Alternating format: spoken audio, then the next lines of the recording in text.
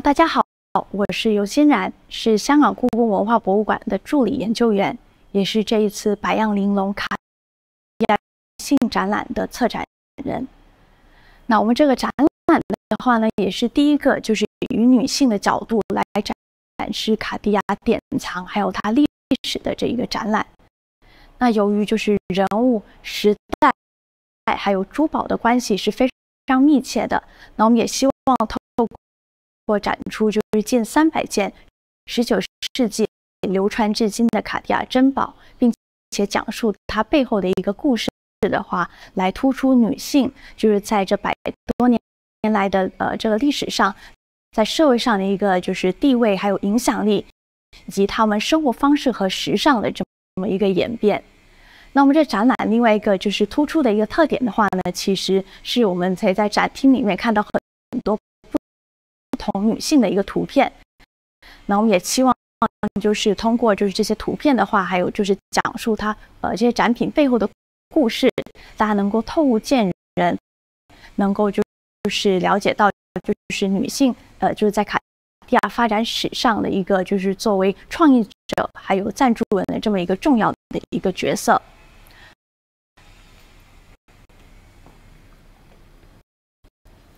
那我们这个展览的话呢，是分为4个部分。那我的话呢，也是展览的第一个部分，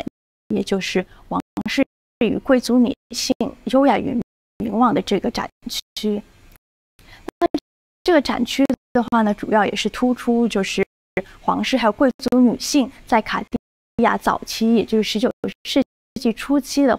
话，在发展的一个历史上的一个所扮演的一个重要的一个角色。那大家可能会感到比较诧异的是，卡地亚的第一位王室客户其实是一位女性，也就是我身旁这个就图片里面所展示的法国的这个玛蒂尔德波拿巴公主。那这位公主的话呢，是拿破仑的侄女。那她也是一位画家，也是一个沙龙主。那和当时的话的艺术家还有知识分子，她的交往是非常的密切的。那尽管她社会地位非常的崇高，但是她也非常敢于摒弃就是社会的旧俗，和不同背景的人士交往。她也因此被尊称为就是艺术的圣母。那她是在1856年成为卡地亚的第一位王室客户。那自从她成为她的王室客户之后，卡地亚也陆续的与各国的各国的一些贵族的话，还有就是宫廷的话就是结缘，那因此成为他们的御用的一个珠宝商。那所以我们也能看到这背后，我们也有一句就是来自于英国国王爱德华7世的这样的一句卡地亚是珠宝商的国王，国王的珠宝商这样的一个美誉。那我们在这里也见的话，就是和这个法国的玛蒂尔德波拿巴公主成为卡地亚王室客户年代非常相近，是1850年代的一个作品。那这个作品是由金、紫水晶还有玳瑁制成。那我们也希望透过展示一件就是1850年代同时期的作品，能够带出当时卡地亚珠宝设计的这样的一个风格。它也是就是卡地亚典藏里面就是年代较为早期的一批藏品之一。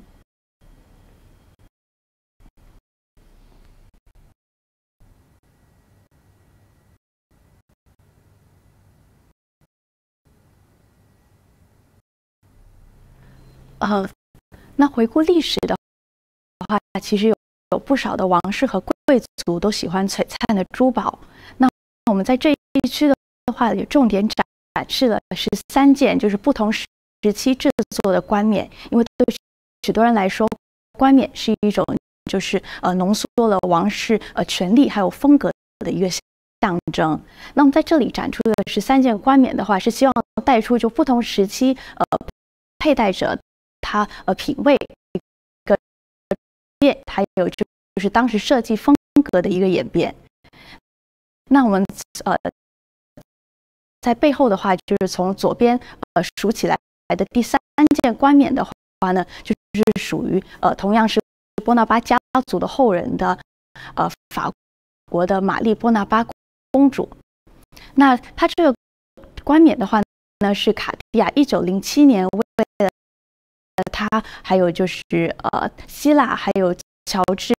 希腊的乔治王子结婚时所制作的一个婚礼的一个冠冕。那它原本的话呢，是作为就是法术就佩戴在后脑勺，然后是经过改款才会成为我们现在眼前看到的这个冠冕。这个冠冕是有橄榄枝的图案，也是为了向希腊夫家文化传统的一个致敬。它上面的话也是由于钻石还有天然珍珠制成的一个橄榄枝的果实，也是对婚姻的一种美好的祝福。那这位玛丽波拿巴公主的话呢，也是一位走在时代之先的女性。那她也是精神分析学上重要的一个人物。她是精神分析学创始人弗洛伊德的学生，还有他的赞助人，更是第一位将弗洛伊德的著作翻译成法文的人。那他之后也非常积极的开展自己有关女性性学的研究。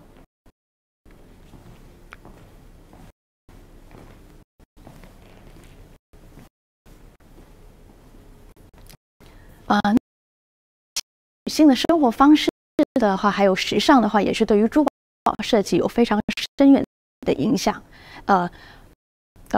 维多利亚女性的话呢，会穿戴就是三角胸衣。那这样的这个服饰的话呢，也催生了就是装饰胸前倒三角部位的这么一个珠宝的一个诞生。那就是我们眼前看到的这件1907年的话，就是这个三角胸衣胸针，它是非常典型的，就是花环风格。那这种风格的话呢，它的灵感是来自于18世纪新古典主义建筑，还有就是以植物元素为灵感的这么一个设计。那我们这一件胸针的话呢，是由铂金、蓝宝石还有钻石的话制成。那它非常难能可贵的地方，是因为它在1907年就是制作，然后到现在的话，距离现在已经有就是将近100年的历史，但它就是从来没有被就是改款或者重新镶嵌过。那这是非常难能可贵的。因为就是20世纪初，随着女性生活方式的改变，她们得到了更多行动上的自由。那胸衣的话呢，其实也逐渐的式微跟没落。那女性的话呢，也会转而选择就是更为小巧、颜色更为丰富的胸针。所以我们现在能够看到这一件的话，就是如此大型的胸针的话，就没有经过改款或者是重新镶嵌保留下来的胸针的话，是非常难能可贵的。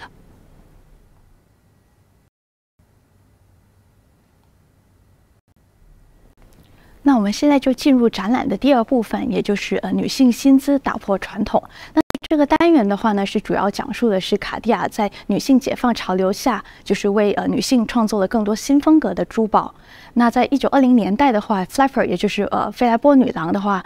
成为了就是一种新兴起的一种文化力量。那她们也成为就是新女性的代表。那她们的其中一个特点呢，就是她们非常敢于就是打破社会的既定的一些规范。那在当时就是曾经是贵族专属的一些珠宝配饰的话呢，在他们的这里的话也成为了就是体现他们个人风格的一种有力的一个体现。那卡地亚的话呢，也因为就是这样的一个新的一个族群的话，还有他们新的一些习惯，比如说他们会在就是在公共的场合就是化妆或者是吸烟，那这些非常大胆的，就是被认为在当时女性来说非常大胆的这么一个行为的话呢，也因此的话就是需要就是新的配饰的这样的一个需求。那卡地亚也因应潮流，为这群非常时髦的女性创作了一系列非常精美有关化妆还有吸烟的配饰。那我们认为，其实舞蹈呢，作为一种表演艺术，也是当时新女性去探索她们新的身体自由的这么一种非常重要的组成部分。所以，我们特别通过多媒体，向多位杰出的20世纪的女编舞家还有女舞蹈家致敬，因为我们认为，就是她们所拥抱的创意以及对于身体、精神自由的这么一种精神的话呢，在卡地亚的设计当中也是有所体现的。那我们的话就是随着女性社会地位的一个提升，那其实很多女性呢也会参与就是男女混合的这么一种聚会。那当时非常具有影响力的人士的话呢，是属于就是名流雅聚这么一个国际的社交圈。那这个社交圈的话呢，其实是20年代至60年代的话是非常活跃的。然后当时它的组成的成员的话呢，主要是来自就是贵族、新精英阶层、还有艺术家，还有知识分子。那由于他们背景的话呢都非常的不同，所以成员间的话就审美取向成为他们非常重要的一种取向。所以珠宝还有时尚的话呢，也成为这些成员们就是当时展示他们权力以及社会中的非常重要的工具之一。那卡地亚的话呢，也会就是受到这些名流雅聚成员的委托，去创作很多非常具有代表性的珠宝。那比如就是我们眼前能够看到的这一件，就是属于美国名媛芭布拉赫顿的这条翡翠的项链。那这个项链的话呢，是当时1933年的话，他结婚时他父亲所送给他的一个礼物之一。那他在当时的话呢，这个项链的话是由27颗就是翡翠珠串成的，它的颜色还有它的色泽度是非常的高的。我们相信就是可能是同一块原石就是制成的。那他在33年的话收到这个项链的时候，它其实它的搭扣的话，并不是我们现在所看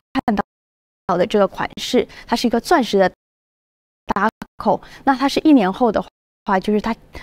把它送回就是卡地亚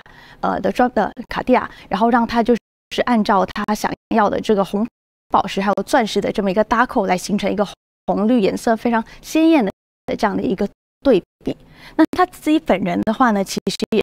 是非常就是喜欢中国的文化，也非常钟爱翡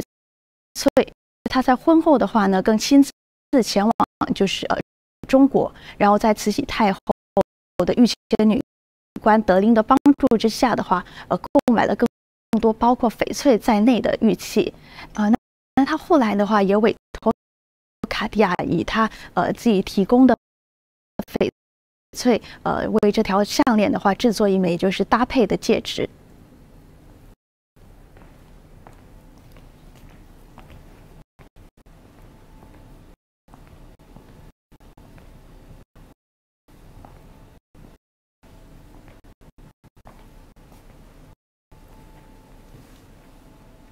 那我们在回顾卡地亚非常标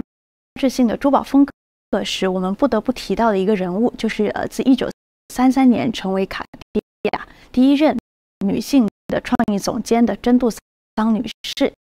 那她的这个故事的话，也是我们展览的一大亮点。那她凭借自己的才华，还有她独特的一个个人风格，在当时由男性主导的行业里面开辟了属于自己的道路。那她也指导了卡地亚就近40年的创作。那在他任内的这些作品的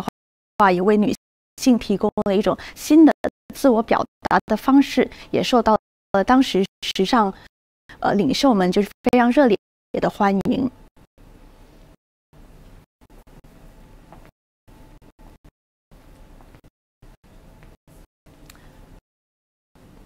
那在我身旁的这一件的话呢，是1949年卡地亚就是制作的第2枚美胸针。那这个美洲豹的话呢，非常傲然的立在这个蓝宝石上面。那它这个身形的话呢，也是非常具有体量感的这么一个设计。那它是温莎公爵夫人非常经典的一个珠宝，也是珍杜桑就是任内的话，他设计的非常代表性的作品之一。那在当时的话，就是上流社会的女性难以想象的话，就是像美洲豹这样一种掠食性的动物能够出现在它们的配饰上面。那就是真杜桑的话，凭借它就是雷厉风行的这样的风格，赢得了美洲豹女士的这样的一个昵称。那它也发挥了就是无限的创意，然后将美洲豹这种就是非常勇敢优雅，还有就是象征独立的这么一种就是动物的话呢，把它就是当成新女性随着社会地位提升的话，日益风格也非常独特明显的这些女性的这么一个象征。那美洲豹之后的话，也成为卡地亚非常独特的这么一个象征。那作为现代珠宝界的一个革命性人物，那真杜桑可以说是改写了珠宝对女性的一个意义。它领的珠宝的话，除了可以彰显女性的外在美，也更可以就是展示女性内在的个性还有精神。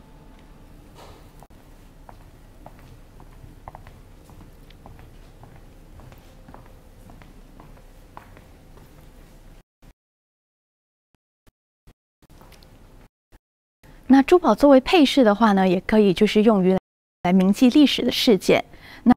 真杜桑的话呢，就运用了珠宝的设计来表达他的爱国的心情。那比如就是他在二战期间的话呢，就创作了一个就是笼中鸟的一个设计。当时那个鸟的话是红白蓝三色的鸟，就是被困于就是牢笼中，象征的话是当时被德军占领的法国。那在1944年法国解放之后呢，他也就更新了设计，使得自由鸟的这么一个胸针设计的话就应运而生。那这次的话，它的设计的话是同样也是红白蓝三色的小鸟，但他们就是冲破了就是牢笼，就是去庆祝解放的这么一个喜悦。那我们也可以从就是真杜桑就非常旗帜鲜明的设计中，可以就是看出他非常大胆以及非常勇敢的这么一种个性。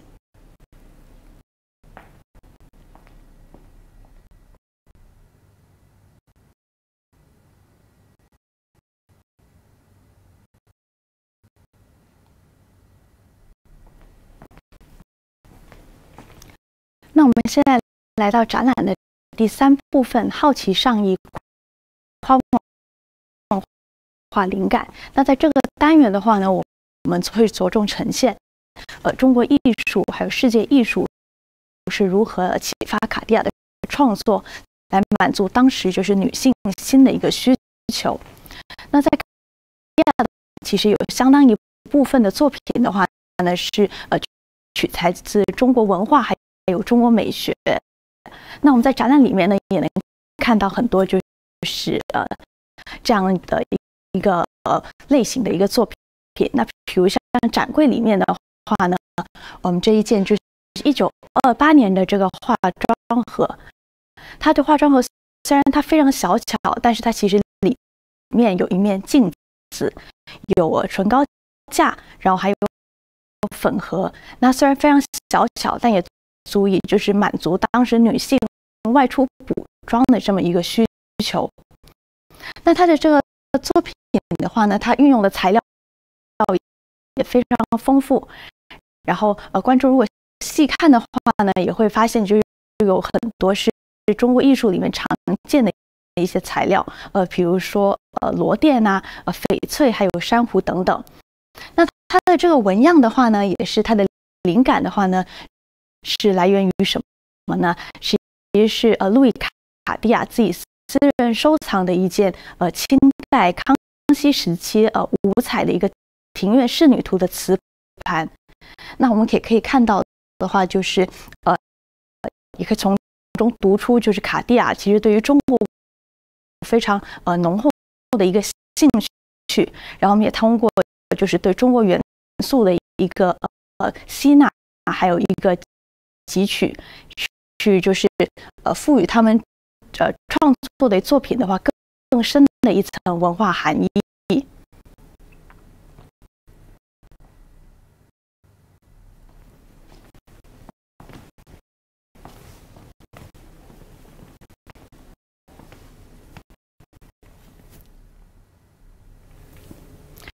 那卡地亚的话呢，也将就是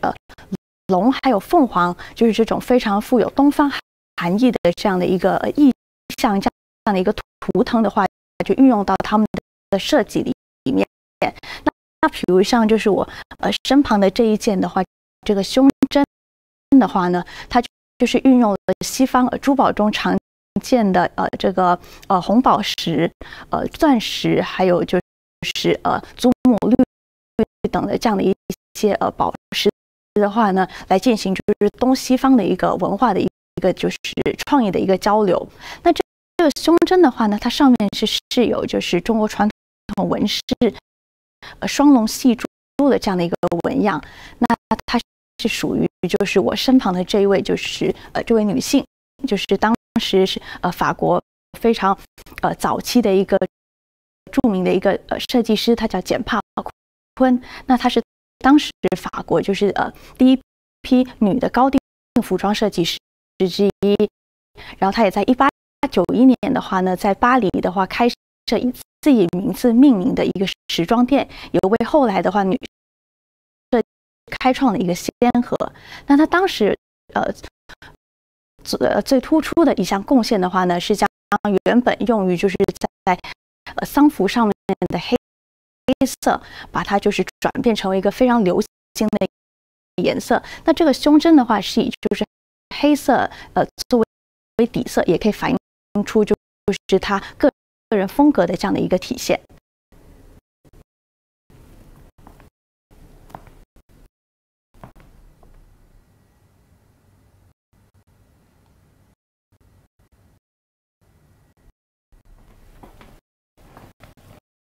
那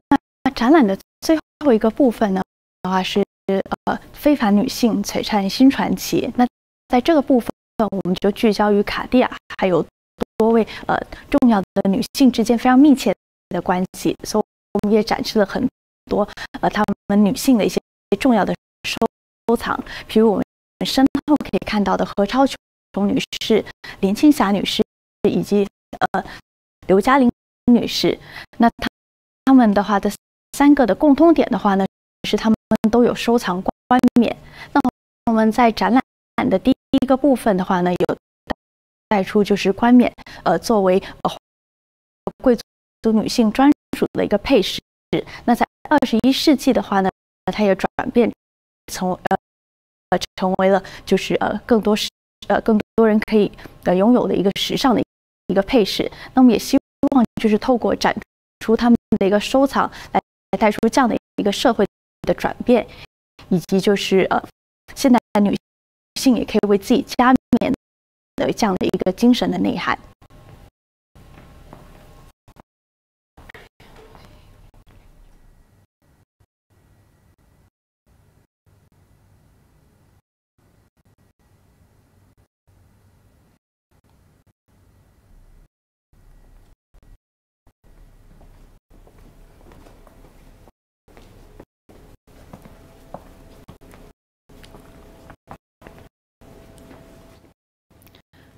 那卡地亚的话呢，也与电影界的许多女演员建立了就是更深入的一个关系。那在荧幕上的话，珠宝除了可以为这些演员塑造更华丽的形象之外，在荧幕外的话呢，珠宝也参与到了他们很多人生的一些重要时刻，也可以是他们这些时刻的一个见证。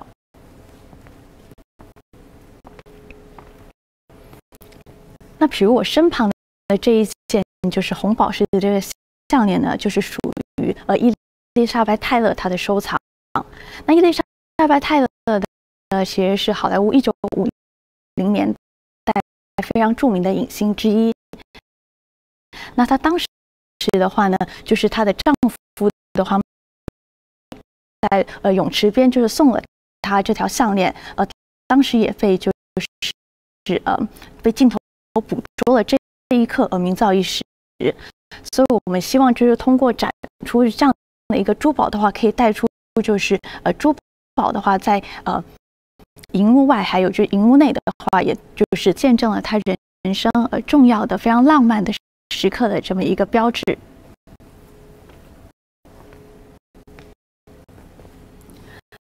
那 Grace Kelly 的话呢，也是另一位就是与卡地亚建立了非常深厚关系的女性。那她也是令人难忘的摩纳哥王妃。那她在25岁的时候呢，就获得了奥斯卡最佳的女主角奖。她在1956年的时候呢，更佩戴了就是在展柜里面展示的这一个订婚戒指，出演了她就是告别影坛的最后一部作品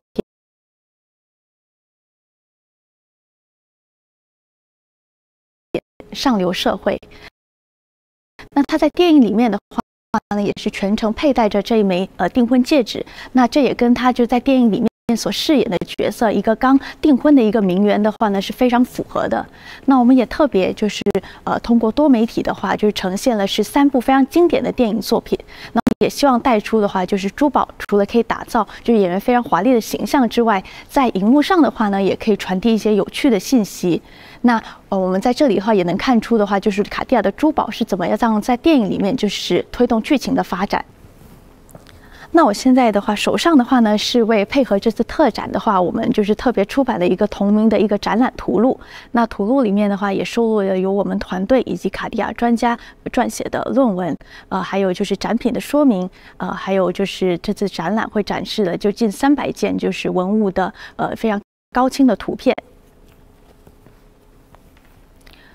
那我们期望就是观众除了可以欣赏到就技艺非常精湛的卡地亚珍宝，也能就是透过了解它背后的故事，能够透悟见人，能够了解到女性在过去这百多年来的历史上的话，就是她们社会地位的一个转变，以及就是中国美学还有中国文化是怎么样影响到就是女性的话她的一个时尚，还有就是审美的这样的一个转变。那我们这个展览的话呢，是4月14号展至8月14号，那欢迎您亲临参观。